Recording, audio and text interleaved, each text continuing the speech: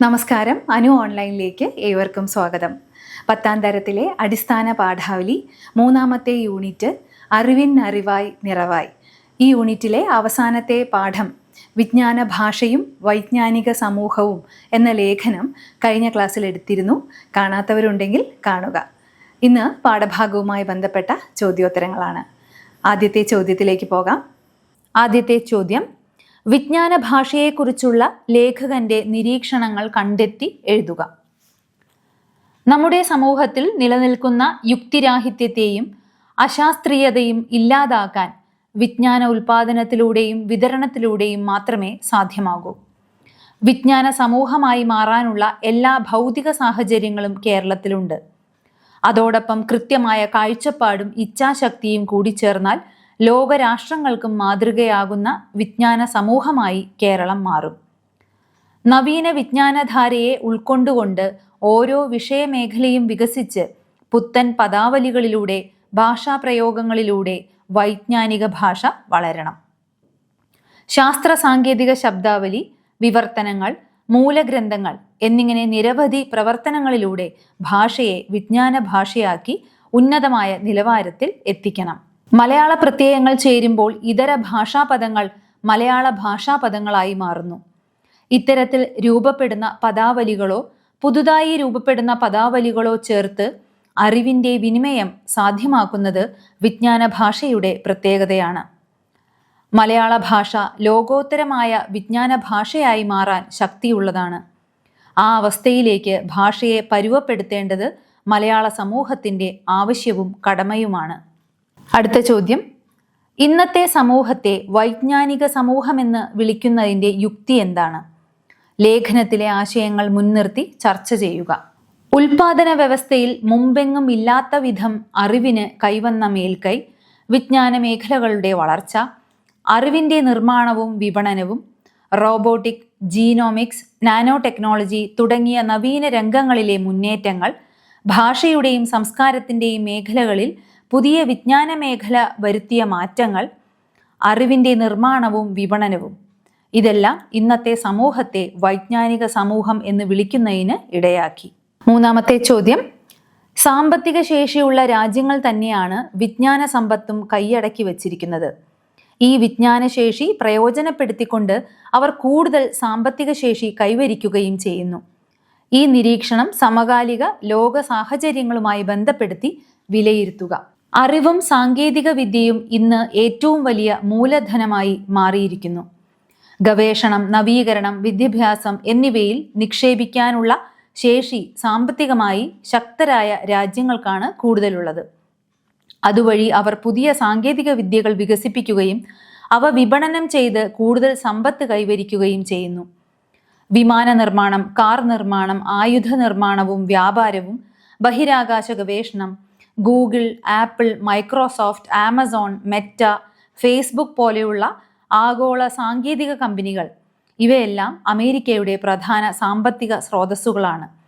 ഇവയുടെ അടിത്തറ ശക്തമായ ഗവേഷണവും വിജ്ഞാനവുമാണ്.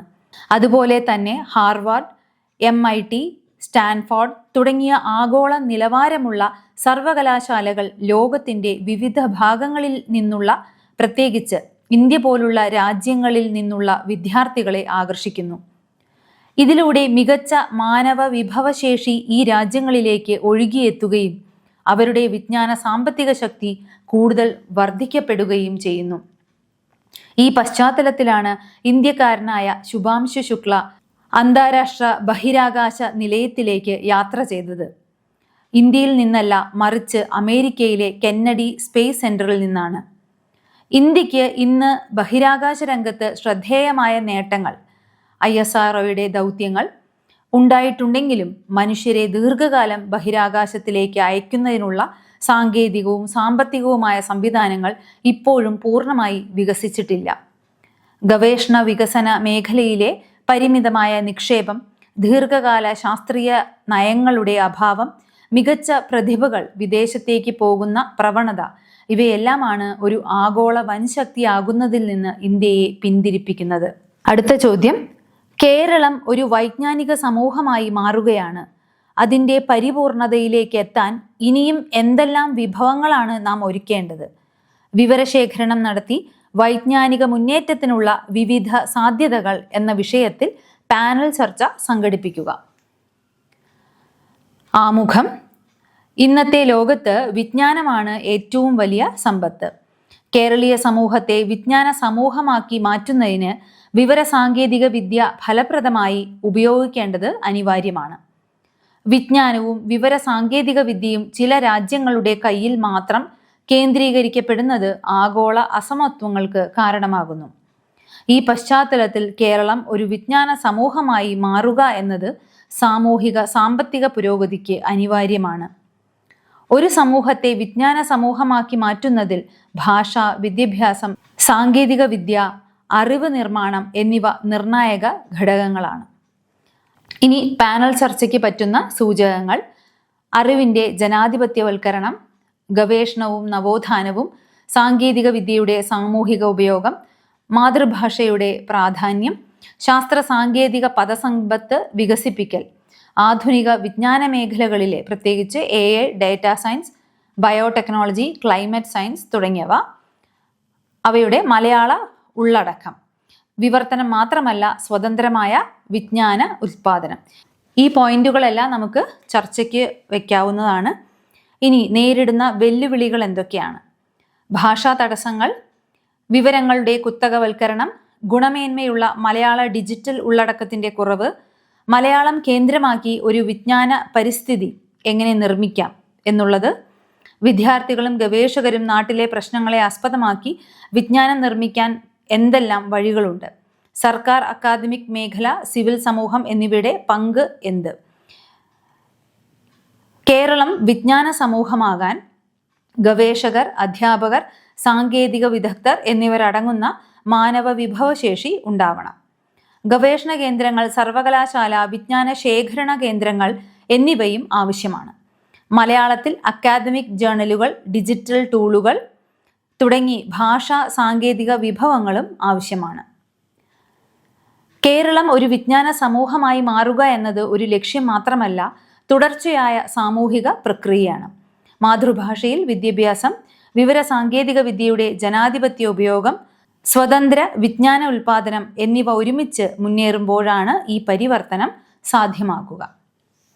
ഇനി അടുത്ത ചോദ്യം: പാണ്ഡിത്യ ഭിക്ഷയ്ക്കായി വന്നവർ ഭാണ്ഡം നിറച്ചേ തിരിച്ചുകൂടൂ. വള്ളത്തോൾ. പുതിയ വിജ്ഞാനങ്ങൾ മലയാളത്തിൽ ഉൽപ്പാദിപ്പിക്കപ്പെടുമ്പോൾ മറ്റു ഭാഷകൾ നമ്മെ തേടി വരും.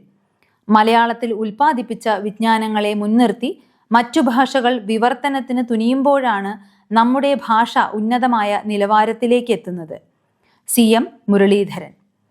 കവിയുടെ പ്രതീക്ഷയും ലേഖകന്റെ അഭിപ്രായങ്ങളും വിശകലനം ചെയ്ത് നിങ്ങളുടെ നിരീക്ഷണങ്ങൾ അവതരിപ്പിക്കുക. മലയാള ഭാഷയുടെ വൈജ്ഞാനിക ശേഷിയെക്കുറിച്ചുള്ള വള്ളത്തോളിൻ്റെ വലിയ പ്രതീക്ഷയാണ് വരികളിൽ പ്രകടിപ്പിക്കുന്നത്. ഒരു കാലത്ത് അന്യഭാഷകളിൽ നിന്ന് വിജ്ഞാനം തേടിപ്പോയ മലയാളി ഇനി വിജ്ഞാനദായകനായി മാറണം എന്ന ആത്മവിശ്വാസമാണ് കവി പങ്കുവയ്ക്കുന്നത്. മലയാളം വിജ്ഞാനത്തിൻ്റെ ഉറവിടമാകുന്ന കാലം വരുമെന്ന് കവി സ്വപ്നം കാണുന്നു. ഇതേ ആശയത്തെ സമകാലികമായ വൈജ്ഞാനിക പശ്ചാത്തലത്തിൽ വികസിപ്പിക്കുകയാണ് CM മുരളീധരൻ ചെയ്യുന്നത്. ഒരു ഭാഷയുടെ മഹത്വം വിവർത്തനത്തിലൂടെ മാത്രം നേടുന്നതല്ല, മറിച്ച് സ്വതന്ത്രമായ വിജ്ഞാന ഉൽപാദനത്തിലൂടെയാണ് എന്ന സത്യമാണ് ലേഖകൻ ഓർമ്മിപ്പിക്കുന്നത്. കവിയുടെ പ്രതീക്ഷയും ലേഖകന്റെ അഭിപ്രായവും തമ്മിൽ വ്യക്തമായ ആശയബന്ധം കാണാം.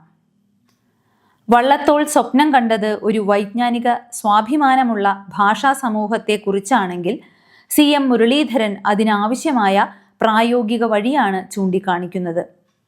വിവർത്തന ഭാഷയായി മാത്രം നിലനിൽക്കുന്ന ഭാഷയ്ക്ക് ദീർഘകാല വളർച്ച സാധ്യമല്ല. മറിച്ച് ഗവേഷണം, ചിന്ത, നവീന വിജ്ഞാന നിർമ്മാണം എന്നിവ നടക്കുന്ന ഭാഷ മാത്രമാണ് വിജ്ഞാന ഭാഷയായി മാറുക. അറിവ് ഒരു വിനിമയ പ്രക്രിയയാണ്. കേരളത്തിന് തനതായ വൈജ്ഞാനിക മേഖലകളുണ്ട്. ആരോഗ്യരംഗം, നാടോടി വിജ്ഞാനം, ഭക്ഷണ വിജ്ഞാനം, ഔഷധ വിജ്ഞാനം, ശില്പവിദ്യ, ചിത്രകല, വാസ്തുവിദ്യ, നാട്യകല, സംഗീതം, ഉപകരണ നിർമ്മാണം എന്നിങ്ങനെ ഒട്ടേറെ മേഖലകളിൽ കേരളത്തിൻ്റെ തനത് സംഭാവനകളുണ്ട്. ഇത്തരം മേഖലകളിലുള്ള അറിവ് ആധികാരിക വിജ്ഞാന സമ്പത്തായി രൂപപ്പെടുത്താനുള്ള കരുത്ത് മലയാള ഭാഷ നേടിയെടുക്കണം. കൂടാതെ പുതിയ വിജ്ഞാനങ്ങൾ മലയാളത്തിൽ ഉൽപ്പാദിപ്പിക്കപ്പെടണം. അന്താരാഷ്ട്ര തലത്തിൽ നമ്മുടെ ഭാഷയും സംസ്കാരവും വിളംബരം ചെയ്യപ്പെടണം. അടുത്ത ചോദ്യം, വിജ്ഞാന ഭാഷയായി മാറുന്നത് വൈജ്ഞാനിക സമൂഹത്തിൽ സംഭവിക്കുന്നത് ആധുനിക വിവര സമൂഹം, ശക്തമായ സാമൂഹിക വീക്ഷണം. അടിവരയിട്ട പദജോഡികൾ ശ്രദ്ധിച്ചല്ലോ. ഒരു പദത്തിൽ നിന്നാണ് മറ്റൊരു പദം ഉണ്ടായിരിക്കുന്നത്. ഇതുപോലെ ഒരു പദത്തിൽ നിന്ന് മറ്റൊരു പദം ഉണ്ടാകുന്ന പദജോഡികൾ കണ്ടെത്തി പട്ടികപ്പെടുത്തുക. ഏതാനും ചില ഉദാഹരണങ്ങൾ മാത്രമാണ് ഇവിടെ കൊടുത്തിരിക്കുന്നത്. കൂടുതൽ ഉദാഹരണങ്ങൾ പാഠഭാഗത്തു നിന്ന് നിങ്ങൾക്ക് കണ്ടെത്താവുന്നതാണ്. ശാസ്ത്രബോധം, ശാസ്ത്രത്തെക്കുറിച്ചുള്ള ബോധം. യുക്തിരാഹിത്യം, യുക്തിരഹിതമായത്. വിജ്ഞാനോൽപാദനം, വിജ്ഞാനത്തിൻ്റെ ഉത്പാദനം. വിജ്ഞാന ഭാഷ, വിജ്ഞാനത്തിൻ്റെ ഭാഷ. കാർഷിക സമൂഹം, കൃഷിയുമായി ബന്ധപ്പെട്ട സമൂഹം.